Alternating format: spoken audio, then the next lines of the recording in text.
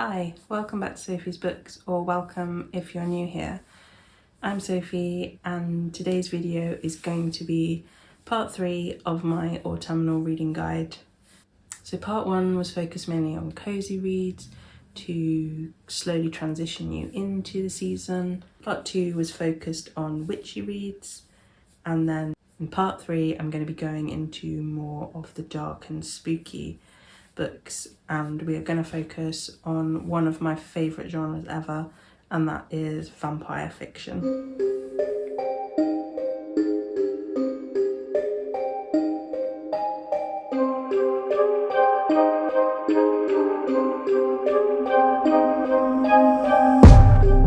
So I have a lot of books to get through. I have some classics for you, I have some classics retellings, I have some historical fiction, I also have some series, and also a light-hearted romance featuring vampires.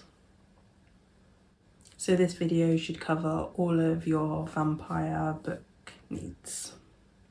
So let's get into part 3 of my autumn reading guide. So it only seems right that my first recommendation is none other than Carmilla by Sheridan and Fanu. Now, many people think that Dracula is the original vampire novel, but they are mistaken. This was written 25 years before Dracula. So this is actually considered as the first vampire novel, and it is the cult classic that inspired Dracula. In this story, we follow Laura, who leads quite a solitary life. She lives in the Austrian mountains with her father, and she doesn't have any friends or anyone else for company. One night, a horse-drawn carriage crashes near to Laura's home, and this carriage is carrying an unexpected guest, which turns out to be Carmilla. So Carmilla is invited to stay by Laura's father, and the two form a friendship, and Laura is now really happy that she has somebody else for company. But throughout this novel, Carmilla becomes more volatile and prone to nighttime wanderings. Then Laura finds herself tormented by nightmares and growing weaker by the day. This is a very short classic. I actually hadn't read this until a few years ago. This is very much a Gothic story, and the author is very good at building the mystery and suspense. And it was great to see this relationship between Carmilla and Laura grow. And if you love the vampire genre, then you have to read this book, because it has really been used as the inspiration for most modern vampire stories. So Dracula was inspired by this. And I also love this Pushkin Press copy of this book. So we couldn't have a vampire recommendations video without mentioning Dracula by Bram Stoker. So this is seen by many as the original vampire novel, but from what I've said about Carmilla, we can see that it's not necessarily the case. This is an epistolary novel. It's written in a series of letters and journal entries.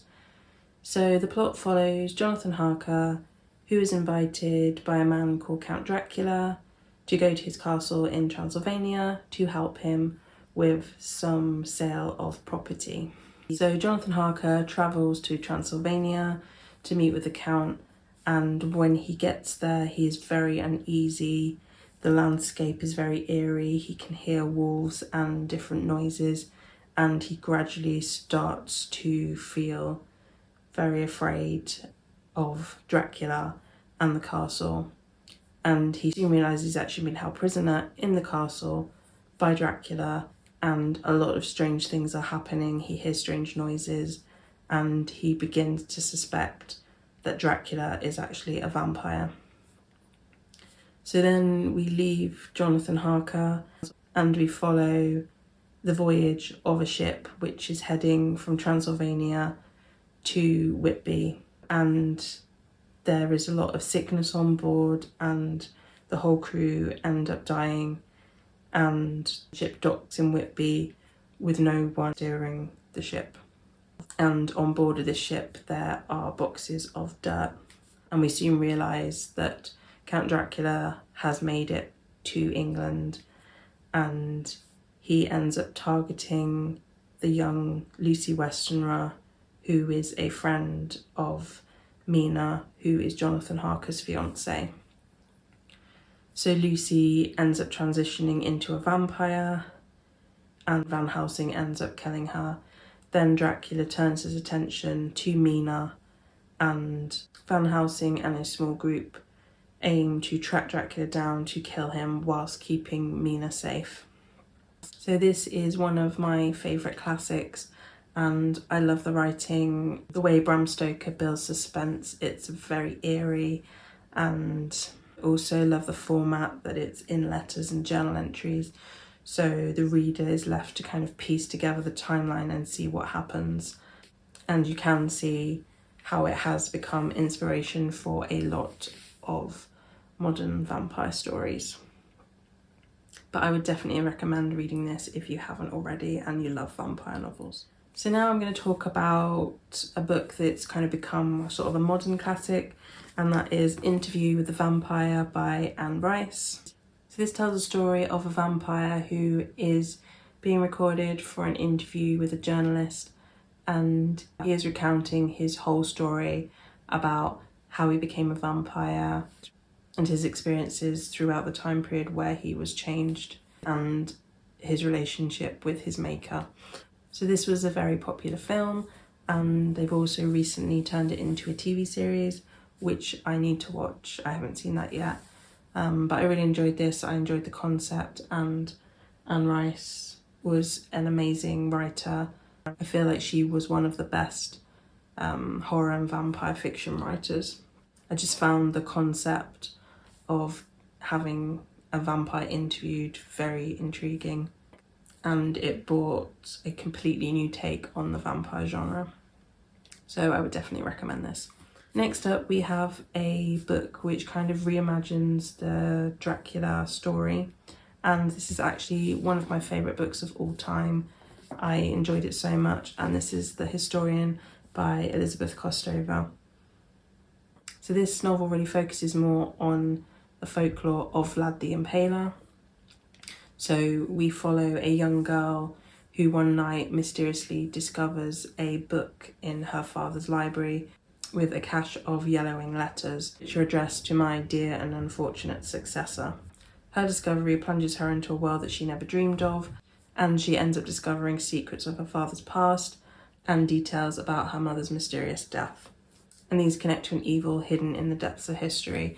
So this is such a detailed novel. Elizabeth Kostova did such a great job with the research.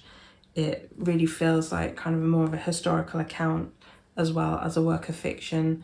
So we travel across Hungary and Romania, across different time periods.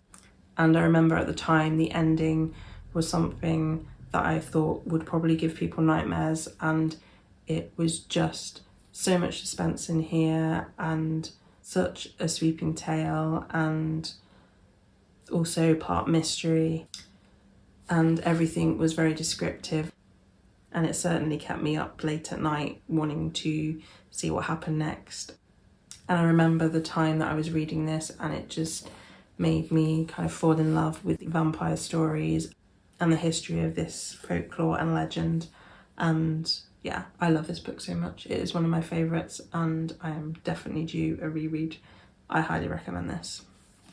So next up I have a Dracula retelling, which is actually more about the first wife of Dracula, Constanza, and this is A Dowry of Blood by S.T. Gibson. Now, I'm a massive fan of S.T. Gibson's writing. I think this was the first book I'd read by her, and I absolutely loved it. I know it has been quite divisive in terms of if you like it or you hate it. I think that's mainly down to the use of the second person. So the author has used you to address the reader, and the you is meant to be Dracula. I guess you could kind of feel a bit attacked, like you are Dracula and you've done these evil things to Constanza, but I actually enjoyed that. I thought it was a really fresh perspective on Dracula, and I loved this book so much, and I really felt for the wives of Dracula, particularly Constanta, who was his first wife. And yes, this was just beautiful, beautifully written, and a great and compelling plot. So I would highly recommend this if you're a bit more interested to hear about Dracula's wives. Then next I have another S.T. Gibson book, and this is An Education in Malice. So this is a Carmilla retelling, so she's done Carmilla retelling and Dracula retelling. So An Education in Malice follows our main character, Laura Sheridan. I like the way that the author has taken the first name of the author of Carmilla and used it as a surname for one of her characters, and we still have the character of Laura from Carmilla. So we follow Laura Sheridan, and she is at a college in Massachusetts, and she ends up in an intense rivalry with fellow student Carmilla, and their English professor is fascinated by Carmilla and seems to hold a dark obsession about her. But Laura and Carmilla intensely hate each other, and Laura is not a fan of how Carmilla is doing so well in her studies, and the professor is obsessed with her, so she feels like she's never going to get anywhere. But we come to the point where Laura starts to understand what is going on between the professor and Carmilla, and then discovers the true nature of Carmilla, and Carmilla and Laura become ever closer. And I thought this was a really good Carmilla retelling, setting it in the college setting, making it kind of dark academia. I love the relationship between Laura and Carmilla, and again, S.T. Gibson's writing is just beautiful. She has such a way of crafting sentences and crafting this beautiful prose. And I would definitely recommend this if you're looking for a Carmilla retelling, and if you want a sapphic dark academia supernatural story, then this one will definitely be for you. So next I have The Moth Diaries by Rachel Klein, which again I think is a retelling of Carmilla. It has that kind of vibe. Now this was written in early 2000s, I think. So this is another epistolary novel. This time it is written in purely journal entries. So we follow this young girl at a boarding school, and she becomes increasingly obsessed with her roommate Lucy and Lucy's friendship with their new and disturbing classmate Ernessa.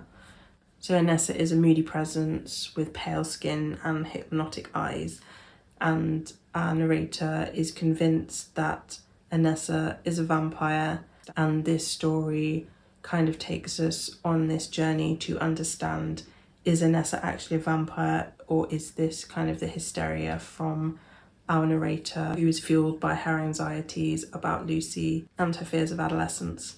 And the tagline for this is brilliant. It says, "Ernessa is a vampire. She wants me and only me to see it. Her hand is guiding mine as I write these words." I have to pick this one up after that. But yeah, I really enjoyed this read, but it was a long time ago now. So next is another one of my favourite novels of all time, also by one of my favourite authors, and this is Certain Dark Things by Silvia Moreno-Garcia. This, honestly, I was not expecting to enjoy this as much as I did. I really love this. So this is described as a neo-noir, and it's reimagining vampire folklore, specifically in terms of Mexican vampire folklore. And Silvia Moreno-Garcia has done such an incredible job here of building a version of Mexico City where there are different types of vampires who are present. So Silvia Moreno-Garcia wrote an early version of this a long time ago, but it kind of fell out of print, but then it gained resurgence, I'm guessing, as she became more recognised through stories like Mexican Gothic. But honestly, it is one of the best vampire novels I have read. And we follow Domingo, who is a young garbage collector, and he is just trying to survive on heavily policed streets. Then one day he meets Atul, who is a vampire on the run, and she is the descendant of Aztec blood drinkers. But as a vampire, she is very dangerous to Domingo, but he is mesmerised. So Atul needs a quick escape as she is being pursued by a rival vampire clan. But her plan does not include Domingo, but gradually she becomes closer to Domingo. So she ends up staying with him with her dog Koali. And yeah, this dog, I love this dog. So slowly rival vampires and the police are closing in on Atul, and Domingo and Atul are attempting to get out of the city. My only criticism with this book would be that it's far too short, and I would love to read more about this world and these characters. I don't really feel there was enough in here. I'd really love to see Silvia Moreno-Garcia revisit this world. I know she probably won't, as I think this is intended as a standalone, but I loved it so much. I would love to read more about the lore of the vampires, and particularly Atul and Domingo. In this edition, she's also included some more folklore about the different types of vampires that are mentioned in here. And there's also an interview with her in the back here. But if you're looking for kind of a fresh perspective on vampire lore, then I think you definitely should pick this one up. I highly recommend it. So next we have the Southern Book Club's Guide to Slaying Vampires by Grady Hendrix. Now this was the first Grady Hendrix book I ever read, and I really did love it. I love the cover here. So this is set in Charleston, and we follow the life of Patricia, who is fed up with her life and how boring it's become. Her husband works all the time, her kids are teenagers and grown and have their own lives. The only thing that she finds joy in is her true crime book club. So one night after book club, Patricia is viciously attacked by an elderly neighbour, and this then brings James into her life. So he is the neighbour's handsome young nephew, and James kind of makes Patricia feel alive again. But then children on the other side of town start to go missing, and Patricia soon suspects that James is a monster, but she doesn't realise what kind of monster exactly he is. But James tries to insinuate himself into Patricia's life everywhere and take everything that she once took for granted, but she is going to fight for that. I really enjoyed the concept of this book, and I love the fact that our main character Patricia is an older woman. So it was great to have kind of the vampire story focused on an older woman rather than a teenager or a young girl, as we see in a lot of vampire retellings. Grady Hendrix is really a master of the horror genre, and I love the way that he built suspense and how our character Patricia ends up being in a true crime story of her own. So we end up having this story of a dissatisfied housewife whose only outlet is a book club, and Hendrix merges this with a terrifying vampire tale. So yeah, I really enjoyed this. So next up I have a book that I haven't really heard a lot of people talk about, and this is Blood and Ice by Robert Masello, and this is not necessarily a traditional vampire story. It's about a journalist who is commissioned to write a feature about a remote research station in Antarctica. But once he gets to Antarctica and he starts his research, he uncovers a man and a woman chained together beneath the ice. The research party bring these two lovers to the surface, and then scientists uncover unusual contents in the bottles that were contained beside them. And then they all realise that they're in terrible danger. It's a little bit difficult for me to go into this in more detail without giving the plot away, but I found that the setting was perfect for this kind of creepy horror novel. We're in Antarctica, it's cold, there's snow, it gets dark. The researchers are uncovering something supernatural and they don't understand what they've uncovered until it's too late. And I'd say this was kind of a mystery thriller with a little bit of horror element in it. But the author does a really good job at building the suspense and really using the setting to make this a really chilling read. So I remember really enjoying this, but I think something bizarre happened at the end. I'd have to reread it again to remind myself, but I think I was a little bit let down with the bizarre thing that happened in the end. But if you are looking for something which isn't so obviously a vampire story, which is more of a horror thriller mystery, then I would recommend that you read Blood and Ice. So next I have another kind of modern take on the vampire novel, and that is Woman Eating by Kohda. Now this one is a little bit more literary fiction, so just keep that in mind. If you're not really a fan of literary novels, then you may not enjoy this. But this tells the story of a young vampire called Lydia, and she is constantly hungry and she longs to try normal human food, but all that she can tolerate is blood. So she's constantly craving these foods that she cannot have. So her father was Japanese and he liked to cook a lot of Japanese delicacies, which she was never able to eat, and she craves those. This story is really about Lydia going out on her own. She's now living in London in a flat share and she has an internship and she just kind of wants to fit into the world. Lydia understands that humans are meant to be her natural prey, but she can't bring herself to feed on them. She also grows an attachment to her roommate called Ben. I feel that this is probably a very relatable novel for a lot of young women. I mean, not the part about being a vampire, but the wanting to fit in, the ideas about how young women can be perceived, and how she is trying to find her way in a world where she doesn't really fit in. I feel that this is really a very unique take on the vampire genre. I would definitely recommend this if you're looking for something a little bit different in the vampire genre, a little bit unique, and then this is your book. So next I have a book that was originally published in Swedish and it was translated into English, and this is Let the Right One In by Ajvide Lindqvist, and this was also the inspiration for the film Let Me In, which was the English version of the film. So if you're looking for a Scandi noir with vampires in, then this one is definitely for you.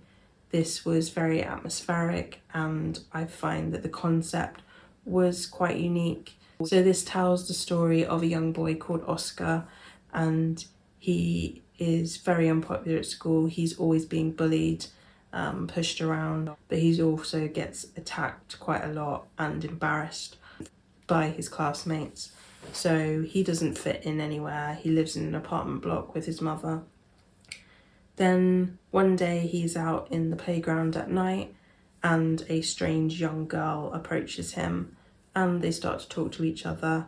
The young girl is called Ellie and these two start to form a bond.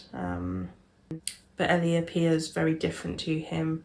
She's outside in the snow without any coat or jumper and he finds that a bit strange. But he feels a real connection with her. Because they both seem to be outcasts. So Ellie lives in the apartment block with her father, and we and Oscar soon discover that she is actually not a little girl, she is a 200-year-old vampire. And her father is the one who goes out to kill people to get fresh blood for her to drink. And then Ellie tries to help Oscar with his bullies.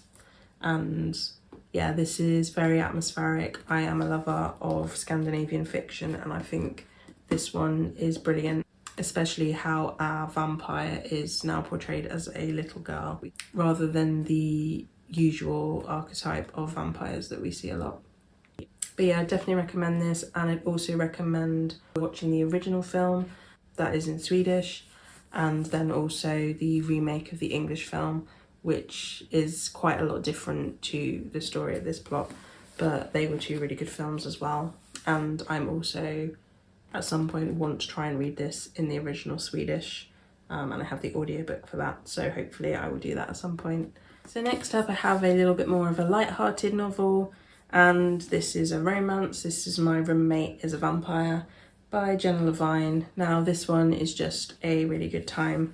So we follow the story of Cassie, who is looking for a new place to live very quickly, and she ends up responding to this ad and going to this flat where she meets Frederick J. Fitzwilliam, who is a very strange guy. Now she's attracted to the apartment because it is very cheap and in a desirable area, so she knows that there must be a catch, and she soon realises after meeting Frederick that he is very strange. But she takes the apartment. Frederick sleeps all day and then he's out doing business at night, which Cassie finds very strange. She ends up leaving him a lot of notes as she never finds the time to be able to talk to him as she's out at work in the daytime. Then she comes back later in the evening when he is out. so she always seems to miss him, so she leaves him little notes and he finds these notes endearing, and gradually these two end up falling for each other, and it's just honestly just a really good time if you're looking for a bit of a rom-com with a vampire human romance. Yeah, I also really love this cover.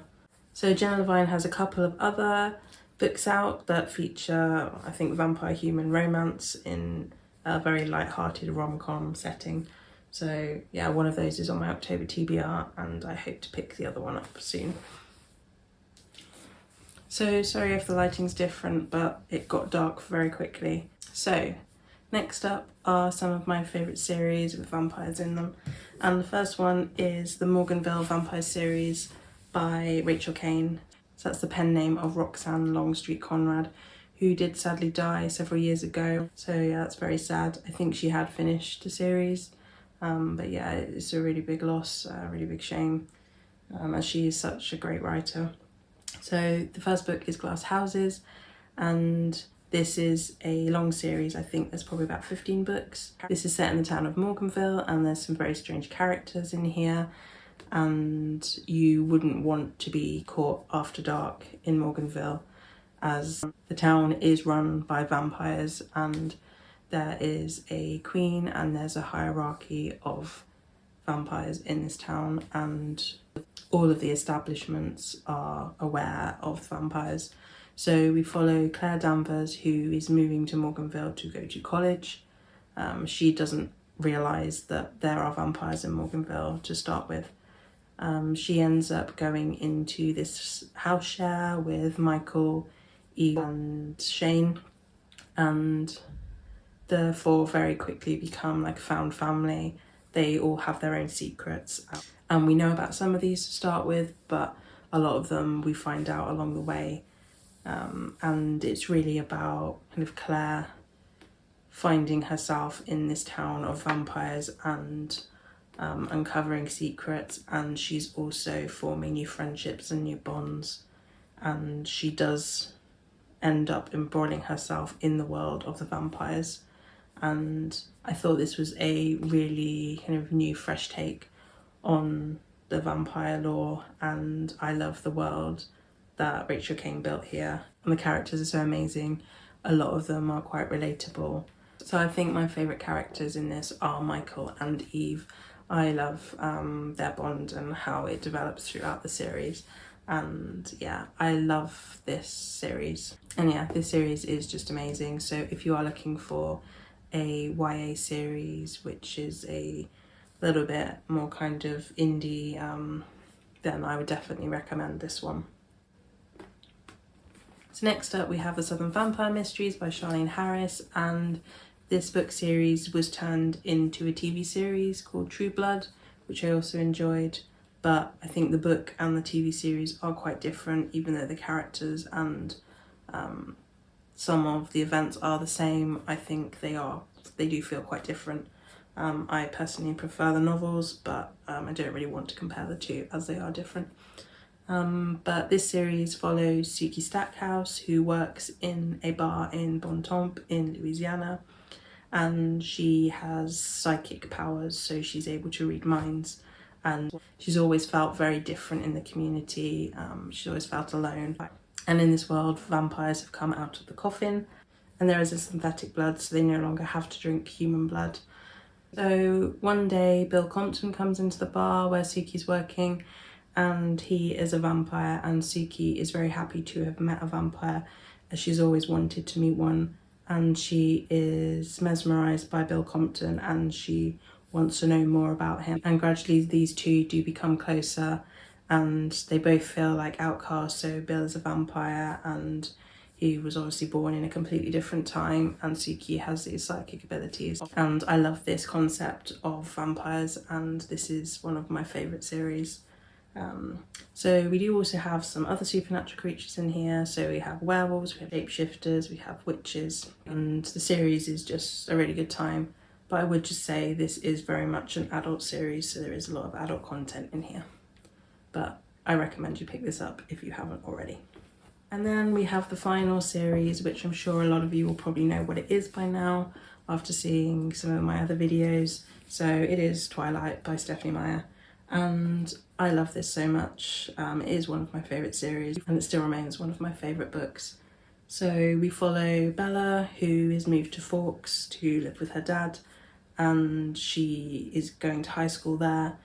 And on her first day at school, she makes some friends, but she also meets Edward Cullen, who takes an immediate dislike to her, and he is part of the Cullen family, and they recently moved to Forks a couple of years ago, and they are very strange. They keep themselves to themselves, and they are hiding a big secret, which Bella ends up uncovering. And then Bella and Edward gradually develop this relationship and become closer and closer, and she then ends up landing herself in this world that she never knew existed. And she has always felt out of place, but with the Cullens and with Edward, she feels like she finally fits in somewhere. I'm not going to sit here and tell you that this is 100% perfect. I get there's a lot of talk recently about there being a lot of red flags in here. Edward necessarily isn't such a nice character as people think, but yeah, I'm aware of that, but I do still really love this book. And I think it was just really a product of its time. But yeah, that is the last of my vampire recommendations. So I really hope you've enjoyed this video. If you did, please give it a like, and also hit the subscribe button to see more of my content. And I will be back in another video for my autumn reading guide part 4, so stay tuned for that. If you made it this far, thank you so much for watching. I really appreciate it. Please leave me a comment if you have any comments on the books that I've mentioned, or if you have any vampire recommendations for me. See you next time. Bye.